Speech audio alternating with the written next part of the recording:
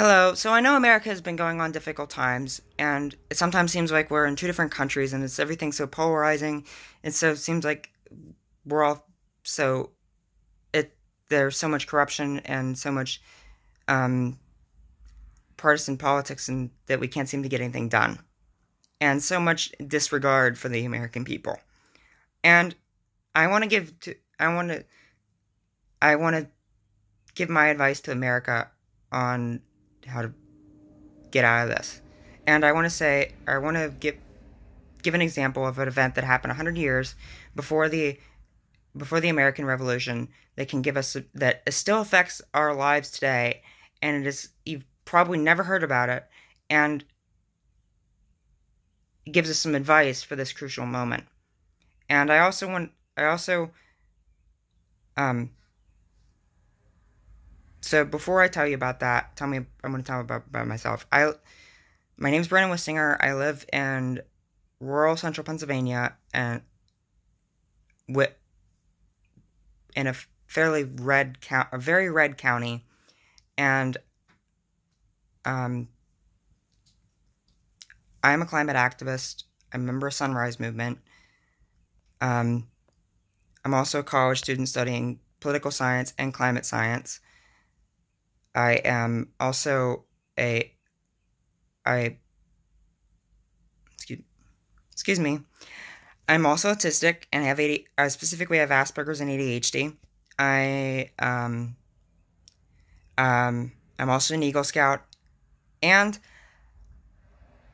I was an FFA student when I was in high school, and a member of FFA when I was in high school, and also I also my or my mom is Democrat leaning, my dad is Republican leaning.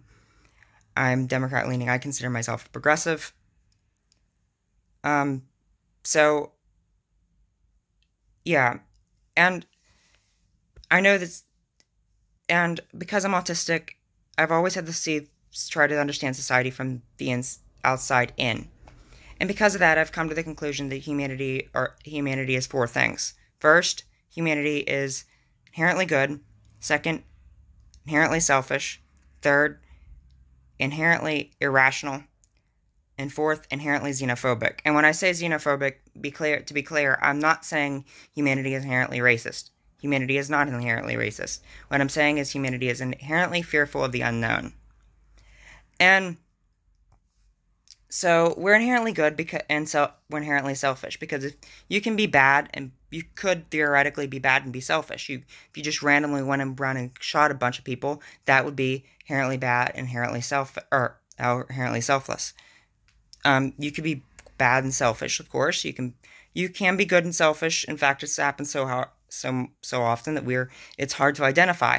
And then there's good and good and then good and selfless, going to save some life, risk to your own. But very rarely do you see people be bad and selfless, and you never see that in groups. When you see people be bad and selfless, usually either they intended to do good by it somehow, irrationally they thought that, or they have a specific type of mental illness that causes them to do that, and that's not the average mental illness, not the normal type you see. So, we're also inherently irrational because we're inherently driven by emotion, and in pretty much everything we do starts with an emotion.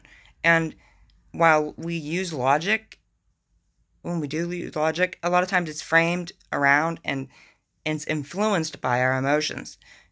And so our emotions are really what influence us, cause us to do things. And emotions don't care about reason.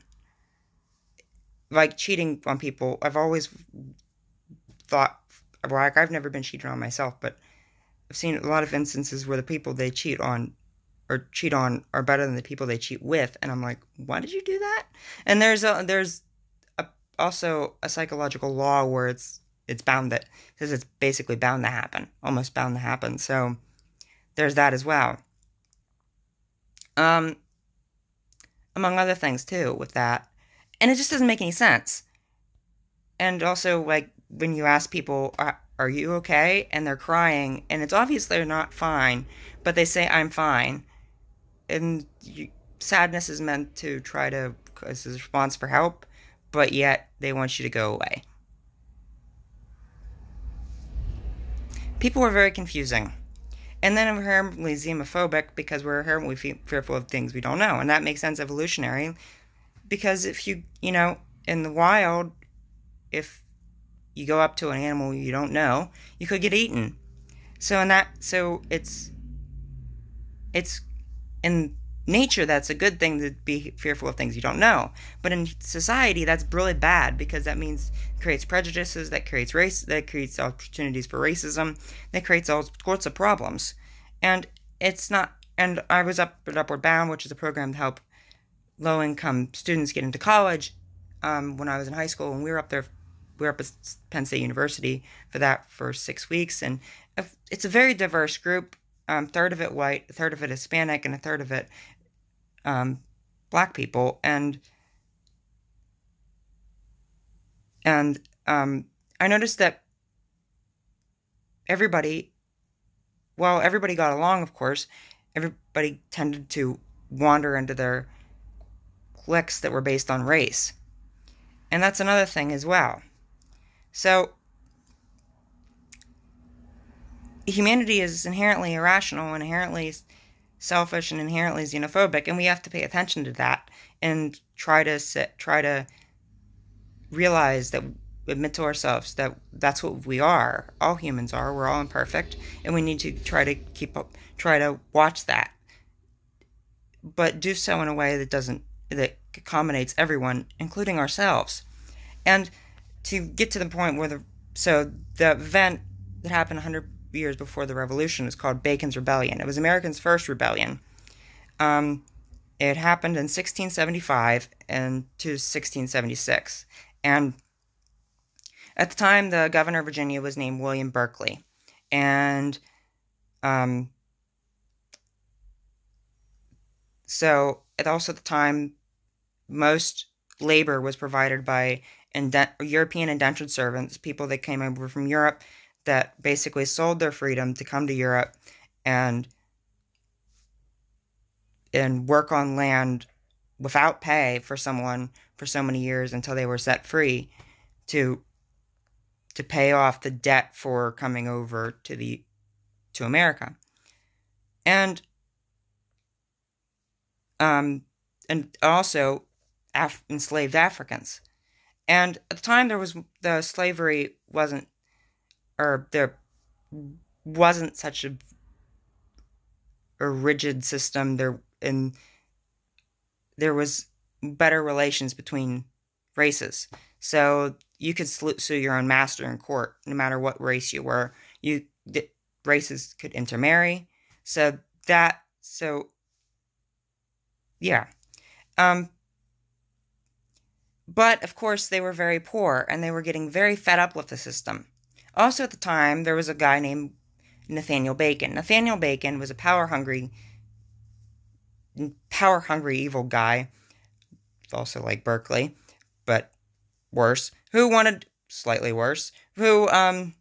to become the governor of Virginia at any cost. So, and there was of the people that were owning land, which are the only people who could vote, by the way, there was a minority that wanted to continue expansion of lands into Native American territory. Bacon decided to represent that faction.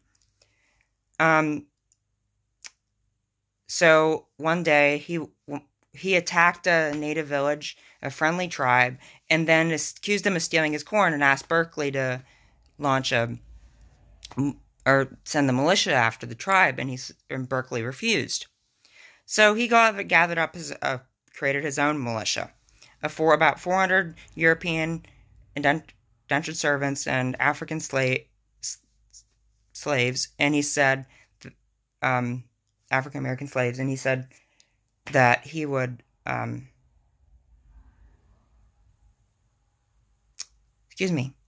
He said that he would give them their freedom. He would give them land on an area that they would call My Lord's Island, which is now Theodore Roosevelt Island,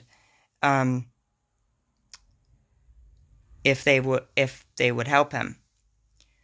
So they went out and they got the support of a Native American tribe, and they went out and attacked I forget the name, Olachichi, something like that. And they attacked the Susquehannock, which is the tribe that used to be in the land that area I live in, or still is. It's their ancestral home. So he went out there and attacked them, completely massacred several bands of that, and then he came back and they attacked, and then he completely massacred the Aquachichi, killing men, women, and children, completely massacring the villages. Berkeley declared Bacon a traitor and sent the militia after him. In response, Bacon went around attacking more Native American villages, more tribes, attacking other villages, gathering more people. He went to Jamestown and burnt the town, Jamestown, the capital of Virginia, and burned it to the ground.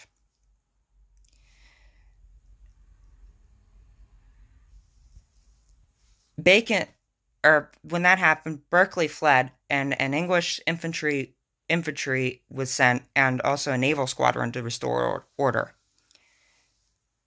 Bacon died of dysentery, and 23 people were hanged for the rebellion. After that, they instituted laws to prevent to keep white people and black people separated, and to prevent them from rising up, both coming together and rising up against the more powerful people. So they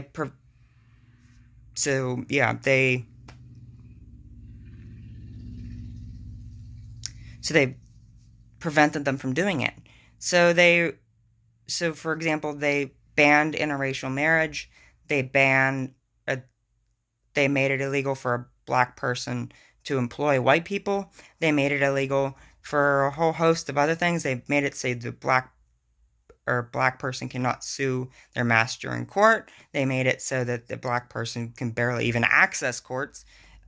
So they made it so they basically started segregation at the time, or they basically started and they've started to wind down indentured servitude and push up the transatlantic slave trade. And that still affects us to this day. And the point and lesson of this is that just because someone says they represent you doesn't mean they do. And it's not just Americans that's falling through this. Pretty much every society has had a dictator or somebody or some leader that they've fallen for this. Just because, I have a saying that says, never, ever, ever, ever, ever trust a politician. Even the ones I vote for, the ones I support, I don't trust. I don't trust a politician, even the ones I vote for. Because to believe that a politician, you can trust a politician, you can't. You can't trust a politician.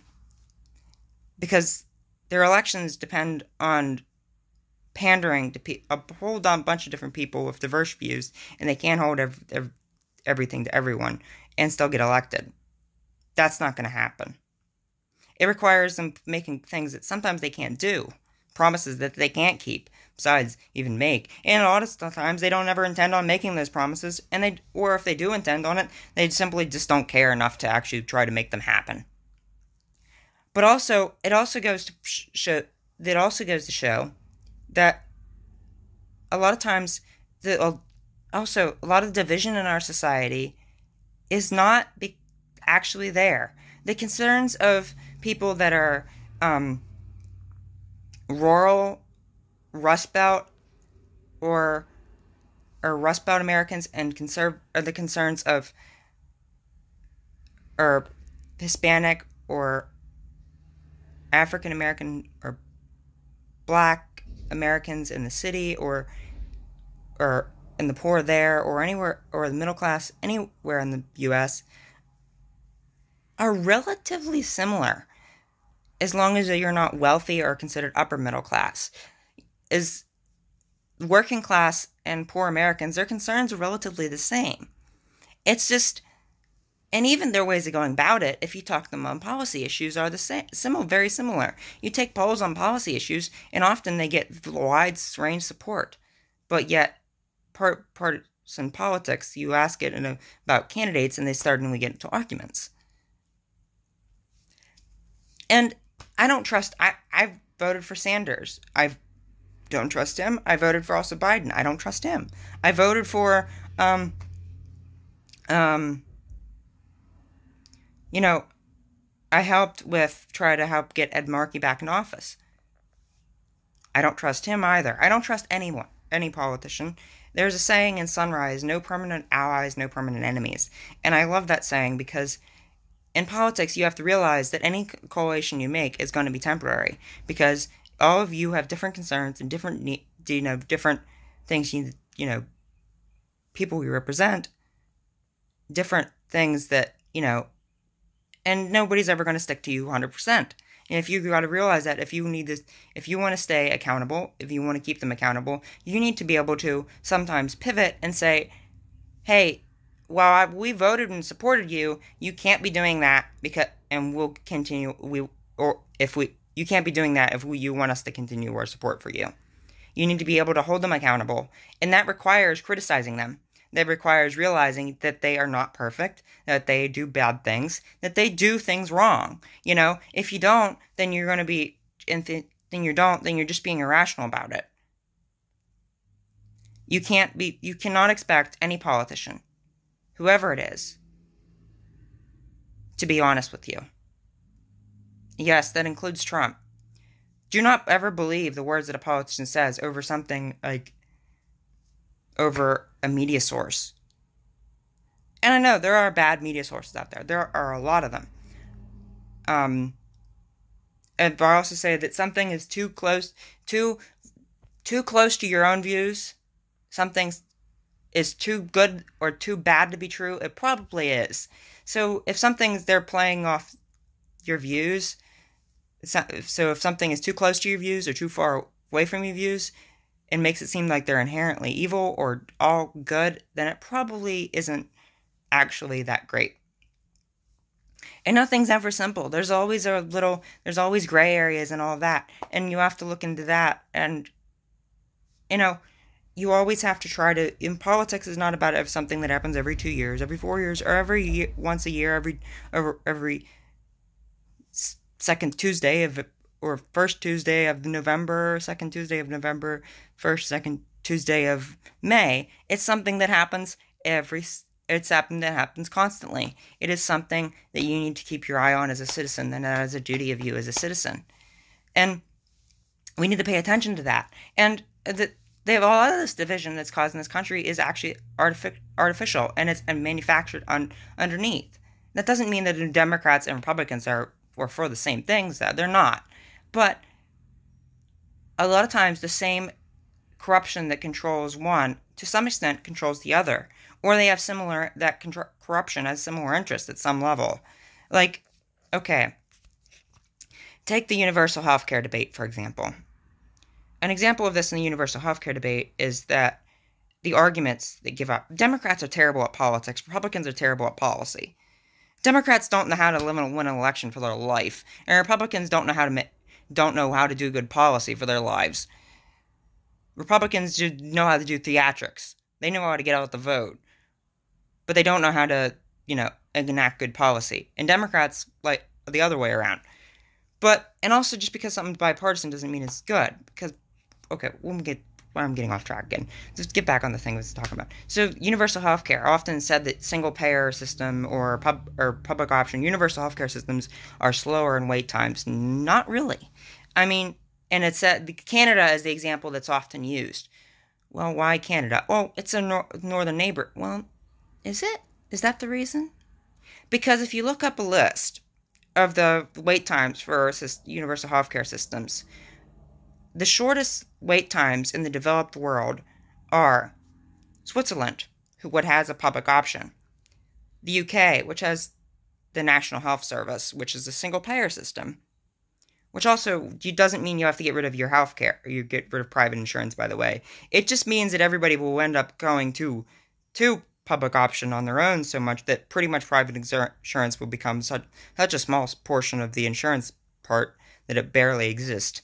And everybody will be mandated pretty much every public hospital and most hospitals will be mandated to take that government insurance. And then third, the U.S. with no health insurance system. The last one, the longest wait times, is Canada. And that's because Canada doesn't fund their health insurance system enough.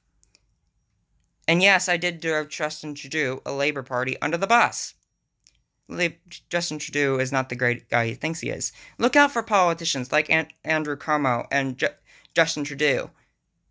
Because on the surface, they seem so great. And they get the media's attention. But they're really not that great. They're really not that great. They're both terrible politicians, to be honest. Terrible. Also, Gavin Newsom's also like this as well. Terrible politician. Terrible. Good at getting media spotlight, terrible at actually doing anything. So, there's that.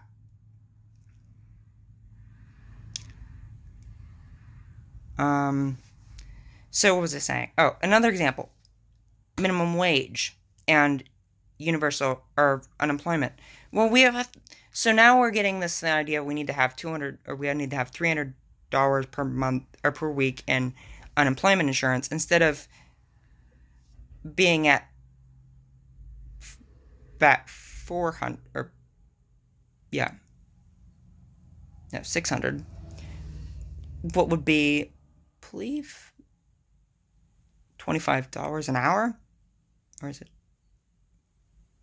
15?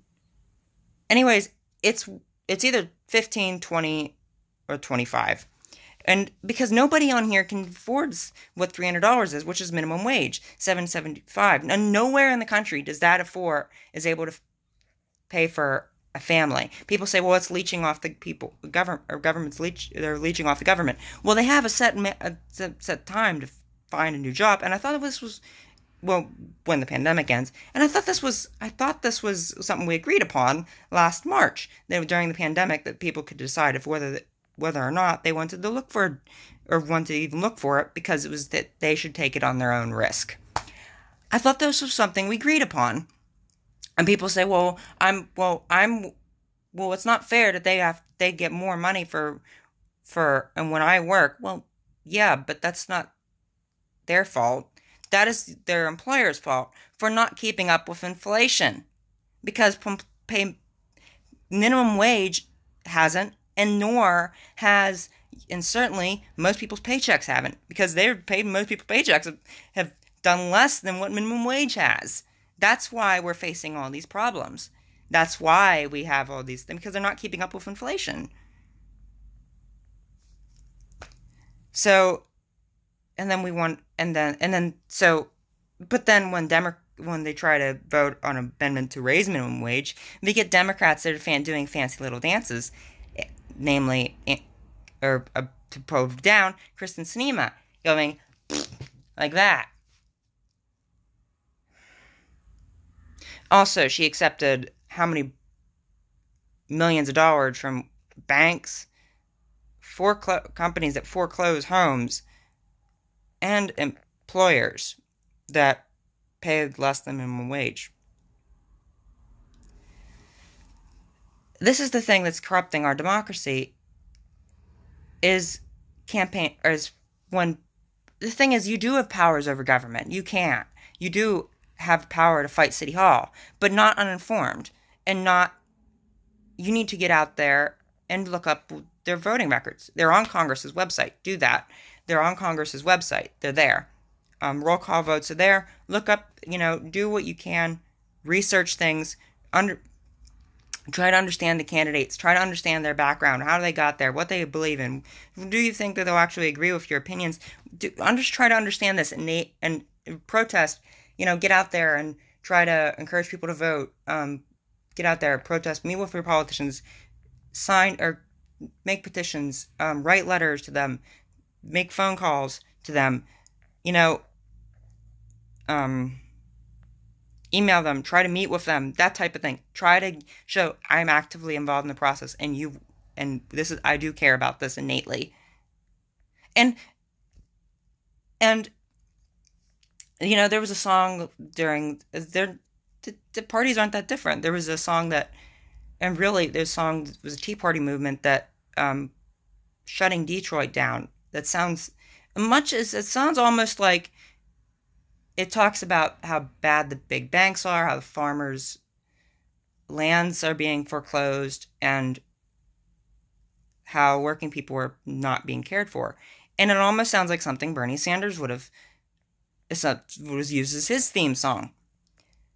In fact, it wouldn't surprise me if it was. In fact, I think that might have been a good idea to get support with that. And if you ask people, like, they say, oh, a lot of people who voted for Trump said, oh, I would vote for if I was between Bernie Sanders and Trump, it would be a hard choice.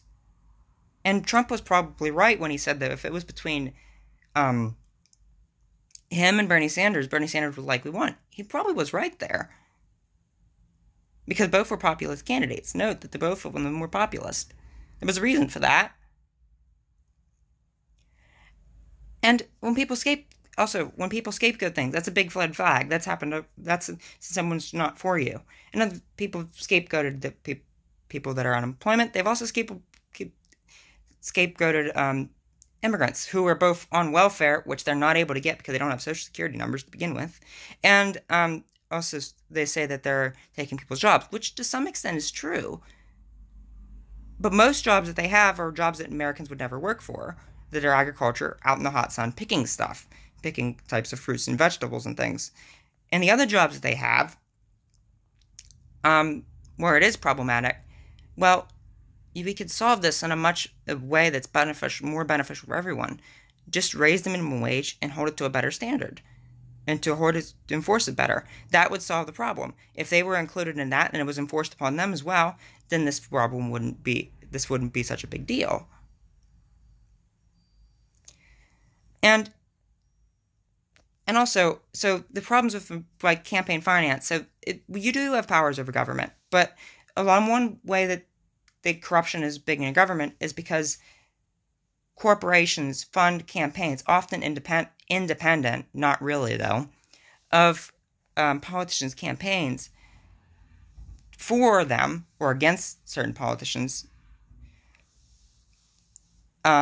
using corporate money to do this in commercials, and they put on television, and often they have names like Americans for Prosperity, or there was one about physicians against public option or something like that. It was on television over the election. There's examples of them. There's a bunch of examples of them. These are examples of it. These are ads that are trying to get you to vote for someone that goes against your interest. Beware of them. Do not listen to them. Do not. They're trying to influence you. Bloomberg did this as well. Do not listen to them. That's one way. These are not illegal. It is not illegal. This is bribery, basically. But it's not illegal. That needs to be changed. There's a law that wants to change that for the PEOPLE Act. But right now, Republicans are saying how bad it is because it would give federal control of elections. And it would, basically, they don't want to be held accountable. And it's not just the Republicans, it's also Democrats as well. They go out there and spend more time fundraising than they do actually voting or doing stuff on legislation. And then they wonder why they don't get elected. Well, that would help for a start. It's both sides are being corrupted. You have lobbyists that will, if a lobbyist bribes someone, that's legal for some reason, but if anybody else does it, it's not. So, for example, but it's different parties have different groups that they more represent. For example, Republicans are more representing fossil fuels, pharmaceuticals. Democrats more tech and big ag, and then both of them are both corrupted by financial and banking and real estate interests.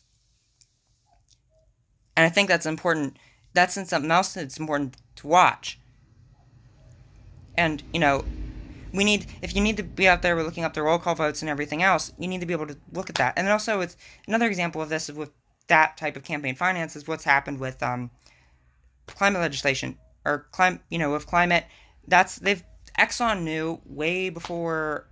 Now, they knew back in the 70s, and before that in the 60s, that climate change was human caused. The climate crisis is human caused, but since the 90s, they've been spreading a huge disinformation campaign so they continue making up profits. So there's that. It's just ridiculous. And then we have all this bipartisanship currently going on in Congress. And they claim how they're helpful and will get bipartisanship, but yet by doing so, they whittle down some stuff to water down so much that you can't get anything done. Then it's not helping the American people. The farmer doesn't care whether they lost his home. The person that loses their house, or the farmer doesn't care about the filibuster. They don't care about bipartisanship as much as they do losing their farm. The person that loses their house to wildfire because of climate crisis doesn't care so much about the bipartisanship or the filibuster. They want their house to be there. The single mother who can't afford to feed her kids, the same thing. The person who can't afford to feed their kids because they're working a minimum wage, same thing. It's, the minimum wage we have now is less than it was back in the 70s by a lot, if you're counting inflation.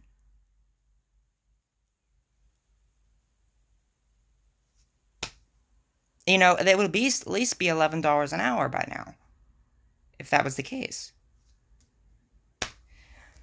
And, we need to realize that this isn't the people's fault. That this is because of neoliberalism. This is because that we have a free trade philosophy that money will fix everything. Private industry alone will fix everything. No, yes, the government is very annoying. It's bureaucratic. It's annoying. It has big problems with it. Yes, we know. Government is that way. Governments are. Winston Churchill, even if he did have a lot of bad things to say, said one good thing he said was democracy is the worst form of government other than every other type that's ever been tried. And that's true from private businesses. It's true for any human thing. It will be imperfection. Especially, and that's the thing. But, right now we have legislation with infrastructure and other things, police reform, and they're getting watered down because